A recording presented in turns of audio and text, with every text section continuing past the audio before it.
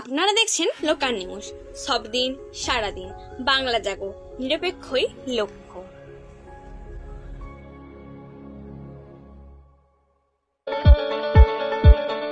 বিজ্ঞান মঞ্চ থেকেই হিন্দু দেবতা রাম এবং কৃষ্ণকে নিয়ে কুরুচিপূর্ণ মন্তব্য। আজ পশ্চিম মেদিনীপুরের ক্ষীরপাই শহরে পশ্চিমবঙ্গ বিজ্ঞান মঞ্চ সারা ভারত জনবিজ্ঞান নেটওয়ার্কের মাধ্যমে সারা ভারত বিজ্ঞান চেতনা প্রসার অভিযানের মাধ্যমে একটি সভার আয়োজন হয় পশ্চিম মেদিনীপুরের ক্ষীরপাই হালদার দিঘির মোড়ে। একদিকে যেমন অযোধ্যায় রাম মন্দির রামলীলার প্রাণ প্রতিষ্ঠা ঘিরে এক শ্রেণীর মানুষ আবেগে আপ্লুত, ঠিক তখনই ওই বিজ্ঞান মঞ্চ থেকেই পশ্চিমবঙ্গ বিজ্ঞান মঞ্চ সারা ভারত জনবিজ্ঞান নেটওয়ার্কের সদস্য বর্ষিয়ান সিপিআইএম নেতা হিন্দু দেবতাদের নিয়ে কুরুচিকর মন্তব্য, যাকে ঘিরে চাঞ্চল্য শুরু হয়েছে এলাকায়। ঠিক কি বললেন ওই নেতৃত্ব আপনি শুনুন নিজেই। আপনারা দেখছেন সত্যের সন্ধানে নিরপেক্ষই লক্ষ্য।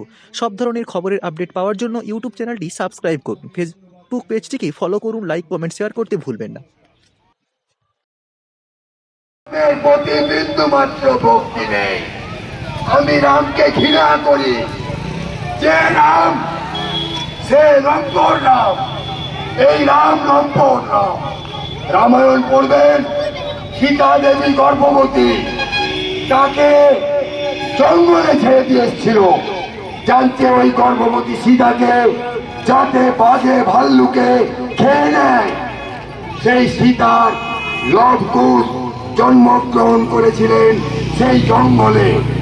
রাম, যে রামকে আপনি পূজা করছেন, আপনি ঘৃণা করবেন না? আপনার বলতে ঘৃণা আসবে না? যে রামায়ণ পড়ুন, ওই রামায়ণতে লেখা আছে লক্ষণকে দিয়ে পাঠিয়ে দিলেন প্রজানুরঞ্জন রাম। প্রজারা বলছে সীতা অসতী, সীতাকে পাঠিয়ে দিলেন সেই জঙ্গলে।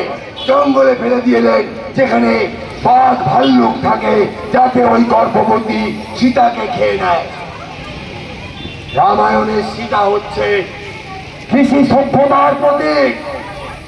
ফল কর্ষণ করে, ফল কর্ষণের মধ্যে দিয়ে সীতা উত্থিত হয়েছে, সীতা উঠে এসেছে।